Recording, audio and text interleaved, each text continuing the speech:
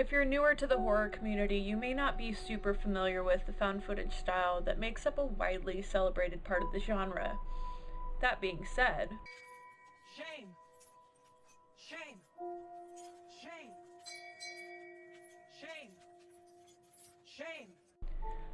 as a culture, we tend to have a fascination with things that we can more easily identify with, which is why a lot of people in these films are portrayed as being awkward, trashy, creepy, oblivious, or even skeptical throughout the film. So even though some of us find reality television to be like a horrific train wreck that we can't peel our eyes off of, there are many people who find them to be more relatable. When considering the found footage style as it's used within the horror genre, it's clear that the dark and savage characteristics that we encounter have a certain allure to them. I think found footage, more than any other style of horror, explores these characteristics and traits more fully, since there's a need to have it feel like candid footage.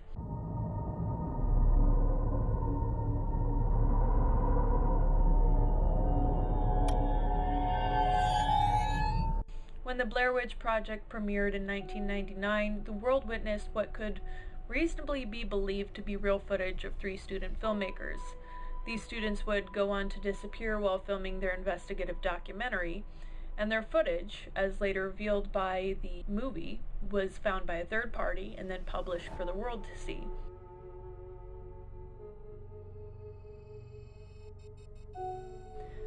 Documentary-style film allowed the audience to see through the eyes of the protagonists, and we're able to step into their shoes with that growing sense of trepidation as they dove into these gruesome legends that were woven into the history of Burkittsville, Maryland. This is Burkittsville, formerly Blair. It is a small, quiet Maryland town. Now, there's only really a handful of found footage films that directly benefited from the cult following that the Blair Witch Project developed at the turn of the century, but the horror genre did branch out more into the found footage style after this, and it made it feasible for indie filmmakers to put themselves out there with their lower film budget and expect a higher profit margin in return.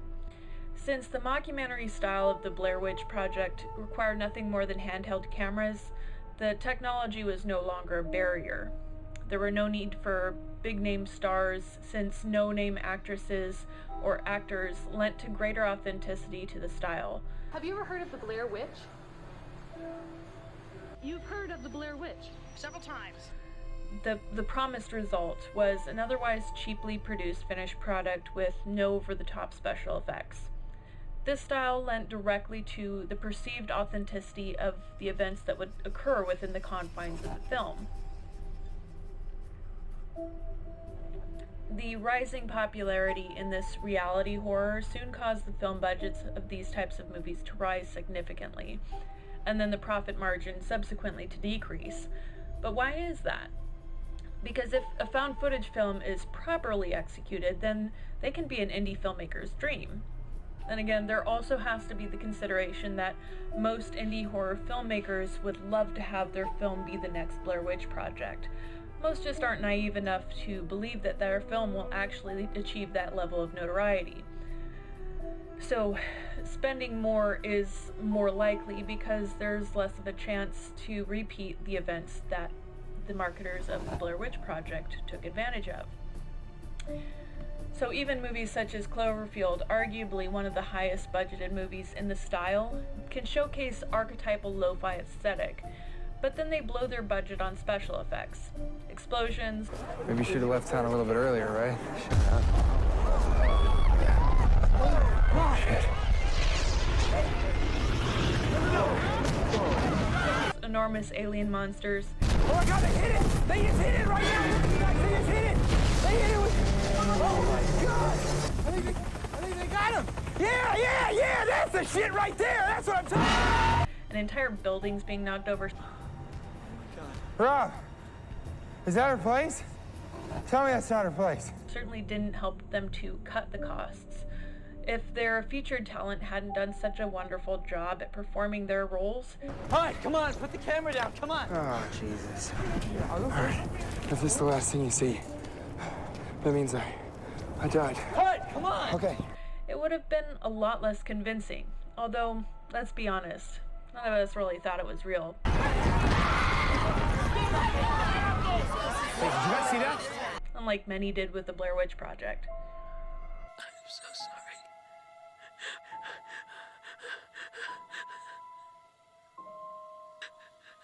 I'm scared to close my eyes. I'm scared to open them. Thankfully, it's no longer the believability factor as much as it is the feel of authenticity and the purity of the scares or the creepy story that they tell. So now it's far less important that these films are regarded as found footage if we're just trying to distinguish if a film is being true to the style. If we're looking for a true found footage film, we have to consider movies that fully utilize a diegetic camera, which means that both the camera and, if applicable, the person behind it are part of the story. Since the diegetic camera in found footage films is acknowledged by the characters, it's considered a prop of the fictional world.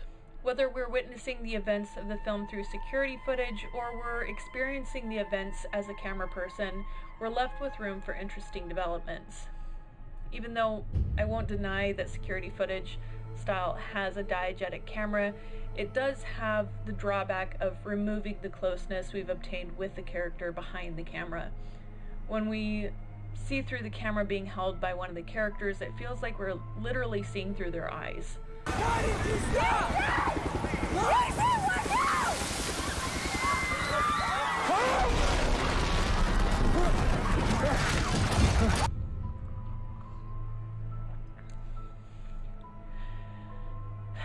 Going back to the previous example of Cloverfield, we rarely see the person behind the camera, and the longer we go without acknowledging that the character exists, the more closely we get pulled into that role ourselves. We've been allowed to suspend our disbelief just long enough to identify as that person behind the camera. So when the character is nosy, we're also inclined to be more curious of what's going on. Go and bring some guy to my party? You haven't talked to me in weeks. Hud, man. Sorry. What? I got it. Hud, back and But I'm documenting. not this. Likewise, when he's in a situation where he's afraid for his life, the audience might feel more uneasy and even fearful. It's right here. I got it. It's right here. It's right there. Is it on? Yeah. Run. Okay, run. Actually, run. Hey, let's start running. Just run. Just run. I feel this not only happens because we've identified as the character behind the camera, but because if that character dies, then we might have to reestablish a relationship with a new character entirely.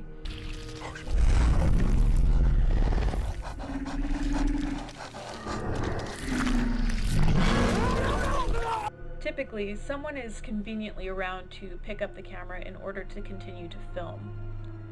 So anything that allows the viewer to more closely relate to the film or the characters within tend to provide a more interesting viewing experience. Whether it's considered a diegetic camera film, a found footage film, or a reality horror film, if the viewer cannot maintain the distance between the events of the story and their own viewing, then they cannot help but become part of the story. The Blair Witch Project isn't considered the first found footage horror film ever created. That honor is regularly attributed to Diegedic's Cannibal Holocaust, regardless of whether it was deserved or not. After watching Cannibal Holocaust, I started to wonder why it was being declared as a found footage film at all. Sure, it utilized the technique for the documentary crew's recovered footage. Just above the lens, like a gun barrel. See? Remember, this is a very rough cut, almost like watching rushes. A lot of the stuff will be thrown out during the actual editing. Here we are. Should be some sound coming in now. No, not yet. But there was also a significant part of the movie that is noticeably shot with an objective camera. Pretty powerful stuff, huh? So I submit to you that if we're going to consider Cannibal Holocaust a found footage film, that we also consider Hellraiser's Revelations a found footage film. Little Stevie's gonna get wasted. Okay, It's okay, mommy dearest. It's okay. We're gonna get his knob gobbled before midnight, all right? Cool, turn it off. In many ways, shows like The Real World or Cops were more of an influence on the initial popularity of a movie like The Blair Witch Project than its found footage predecessors. Like the reality television trend that people were already enjoying, The Blair Witch Project blended fact and fiction, and that appealed to the landscape of entertainment of the time, and it's actually helped continue on as the benchmark for all indie horror creators. So, despite the fact that The Blair Witch Project isn't considered the first of its kind, it still held a unique draw for younger generations of adults who are already immersed in the trend of reality television. Just 6 years after the film's inception, the world saw the arrival of YouTube, which made it even easier to blur the lines between fact and fiction. It's been noted by those involved in the film that their successful marketing tactics slipped through a narrow window of an audience that was on the brink of overly accessible information. In today's world, someone looking for more information on Heather Donahue, the female lead, would be able to find with no uncertainty that she was an actress and not just a student who had gone missing. Still, filmmakers Daniel Myrick and Eduardo Sanchez drew on one of the most important aspects of creating horror by heightening tension and fear. They accomplished this by way of primarily composing the movie as POV shots, which limited what the audience saw and promoted feelings of anxiety. The Blair Witch Project took a simple and otherwise unprofound concept and made something that rocked the entire genre of horror. Rather than spur a new series of films, however, it signaled the beginning of almost a full decade with no overly notable films in the style. Hill explains that horror nostalgia emerges precisely when new generations of audiences have embraced the most recent developments in horror, which leads to a sort of conservation of horror as it was when those audiences first found their love of the genre. So when found footage films were making their way into the genre, the children of the 80s were clinging to their late era slashers like Scream and the newly emerging torture porns of Hostel and Saw. There was also an overwhelming boom of paranormal and supernatural horror films that were created in the 2000s. Fans of the horror genre are known to form an emotional attachment to the version of a film that they see first, regardless of which one is actually considered to be the better film. As a result, those who saw the Blair Witch Project during their youth are more likely to prefer the original to the remake, Blair Witch from 2016.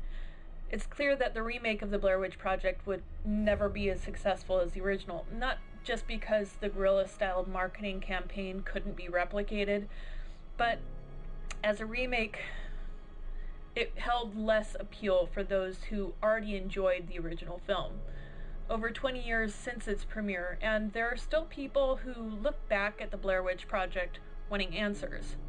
Of course, this isn't because they still believe, if they ever did, that it was a true documentary, but because the movie left them with pretty burning questions.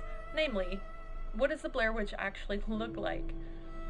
That's answered, of course, by the Blair Witch 2016 version. There is no denying that what the Blair Witch Project accomplished was phenomenal.